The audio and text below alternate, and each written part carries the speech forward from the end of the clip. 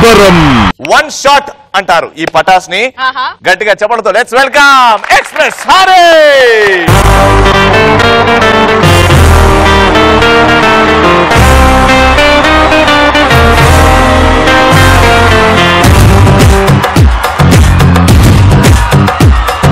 అక్కాబా one of the most talented fresh talent Patas కనిపెట్టిన talent మా హరి.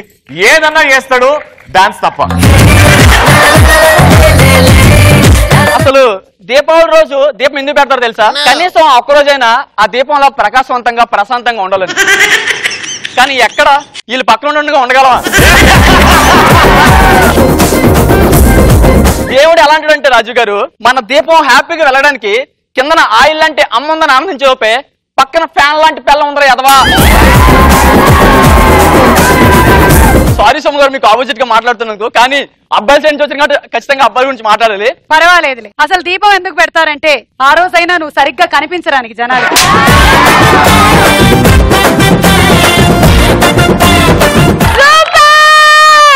కంగారు పడద్దు, నేనేం అనలే. అన్నాక ఏం అనలే, ఆడు సగం సచ్చాడు.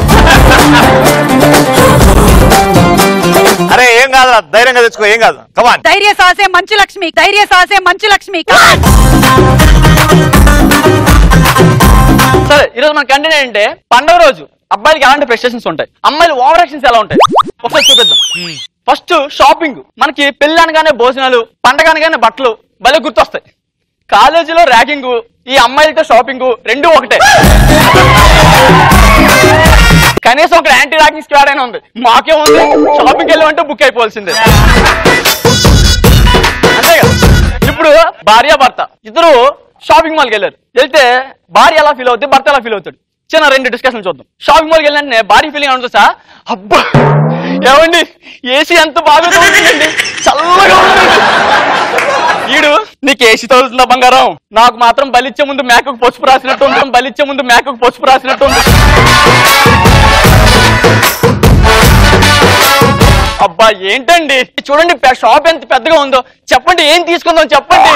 ఏం తీసుకుందామా, నీకు వీలైతే విడాకులు తీసుకుందామే. అబ్బా ఏంటండి మీరు మరీను, చెప్పండి నేను శారీలో బాగుంటానా చుడీదార్లో బాగుంటానా చెప్పండి. నీ పిచ్చిగాని పెనం మీద వేసినా ప్లేట్లో వేసినా పేడైనా పరవన్నం అవ్వదు. వీళ్ళకి డ్రెస్ సెలెక్ట్ చేసే లోపు మనం వెళ్ళి స్టోరీ సెలెక్ట్ చేసుకున్నాం అనుకోండి, టాలీవుడ్ లో నెంబర్ 1 హీరో అయిపోవచ్చండి.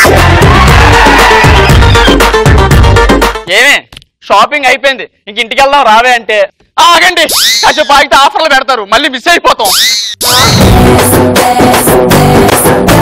వెనకడికి ఇలాంటిదే అండి, మ్యారేజ్ బ్యూరోలో ఆఫర్లు ఉన్నాయని మొగుడిని మార్చేసిందంట. నెక్స్ట్ వీళ్ళు డ్రెస్సింగ్ అండి. వీళ్ళు పండగ చేస్తే ఎలా ఉంటుందో తెలుసా, సంవత్సరం అంతా షార్ట్లు వేసి సడన్ గా శారీ కడితే ఎలా ఉంటుందంటే 6th క్లాస్ పిల్లాన్ని సివిల్స్ ఎగ్జామ్ రాయమన్నంత ఎటకారంగా ఉంటుంది. మనకి ఎగ్జామ్లు ఏమి రాకపోతే ఎదురు పేపర్ దిక్కు కదా, వీళ్ళకి ఏమీ రాకపోతే వాటర్ ట్యాప్ ఓపెన్ చేసినంత ఈజీగా యూట్యూబ్ ఓపెన్ చేస్తారు. ఓపెన్ చేసేసి హౌ టు వేర్ శారీ. వీళ్ళు ట్రై చేస్తే ఎలా ఉంటుందో తెలుసా, ఒక పిచ్చోడు చేతికి పజిల్ గేమ్ ఇచ్చి ఆడరా అంటే ఎలా ఉంటది, వీళ్ళు శారీ కట్టడం ట్రై చేసిన అలాగే ఉంటుంది. ఇప్పుడు గేమ్ షోలో అన్ని దారులు మూసుకుపోతే ఏం చేస్తాం, లైఫ్ లోనే యాక్టివేట్ చేసుకుంటాం. వీళ్ళకి ఏ దిక్కు లేదనుకోండి, అప్పుడు అమ్మని యాక్టివేట్ చేస్తారు. అమ్మా చీర కట్టుకోవడం రావట్లేదే, ఏమే నీకు సాపు చుట్టడమే రాదు, ఇంక చీర కట్టుకోవడం ఎందుకే, ఫోన్లే నేను చెప్పినట్టు చెయ్యి, ఆ కుర్చీలు సర్దు. అమ్మ చీర కుర్చీలు సర్దమంటే కూర్చుని కుర్చీలు సర్దుతుంటారు.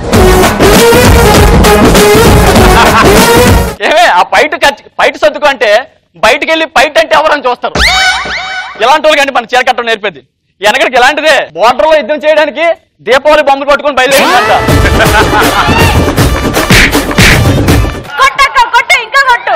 నీ ఇష్టం కానీ నువ్వు కరెక్ట్ గా బ్రహ్మాండంగా చెప్తున్నావు. కానీ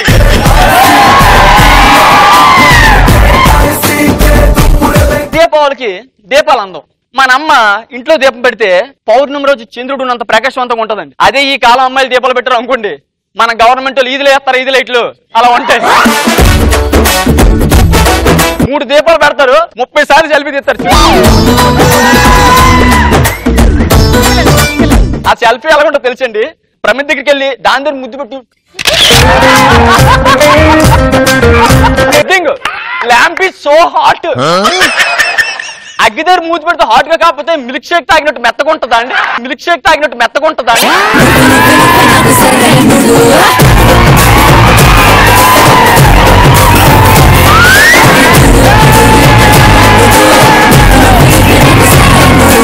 మా బావ ఎంజాయ్ చేస్తాడు మాకు సార్, ఇదే దీపావళి.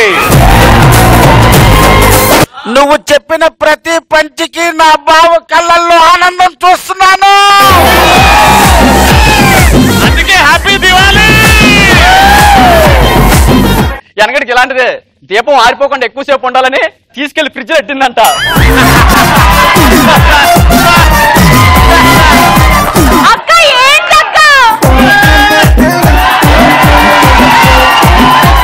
అమ్మాయిల బుద్ధి అర్థమైందా? ఎంత కామెడీ వస్తుంటే ఒక్కరు కూడా నవ్వుతలేదు.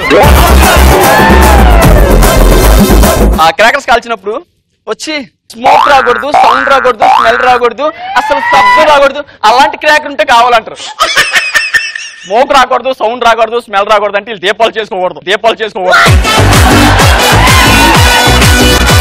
స్మోక్ రాకూడదు, సౌండ్ రాకూడదు, స్మెల్ రాకూడదు అంటే అమ్మాయిలు పెళ్లి చేసుకోకూడదు.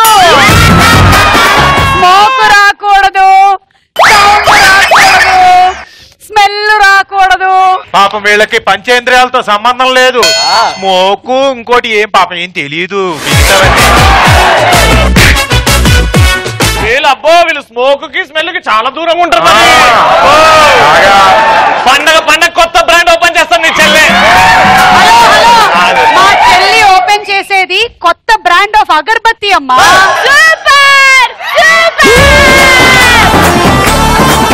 వీళ్ళు అంత తెలివైన వాళ్ళు అంటే అండి, చాటింగ్ చేద్దాం ఆన్లైన్ లోకి రావా అంటే ఆర్టీసీకి రావాలా ఆటోకి రావాలని అడిగిందంటే.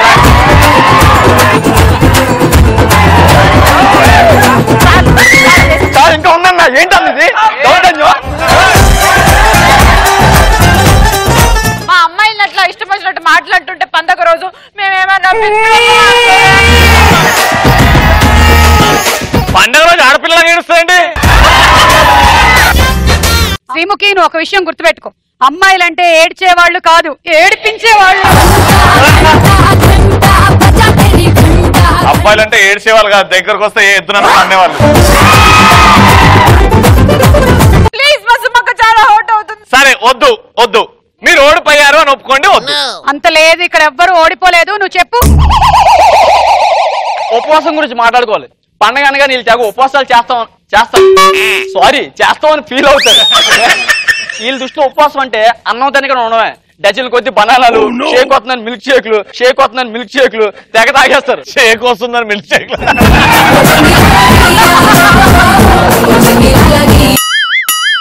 గుడికి వెళ్తారు, 10 ప్రదక్షిణలు చేస్తారు, 16 పులిహోర పొట్లాలు తింటారు. ఏమే ఈరోజు నువ్వు ఉపవాసం కదంటే పర్లేదే ప్రసాదం తినొచ్చు. ఇలాంటిదే ఏమమ్మా నువ్వు బరువు తగ్గడానికి రోజు గేమ్స్ ఆడాలమ్మా అంటే సోఫాలో కూర్చొని సబ్బే సార్ పాడుకుందంట.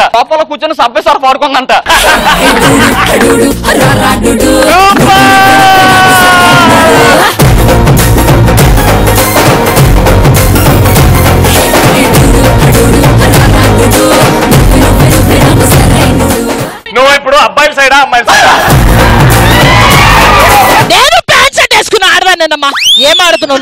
అది చెప్పుకోవాలి.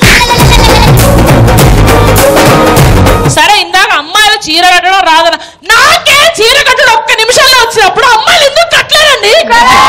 ఎందుకు? బాగా ఎంజాయ్ చేసావు కదా, ఎలా అనిపించింది?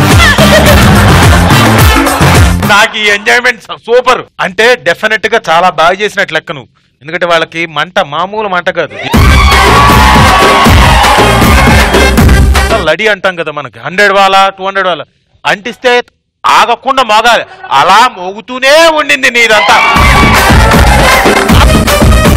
అక్క హరి, ఇందాక నువ్వు నీ బోలెడంత స్టాండప్ కామెడీలో ఒక విషయం రెగ్యులర్ గా మెన్షన్ చేస్తూ ఉన్నావు.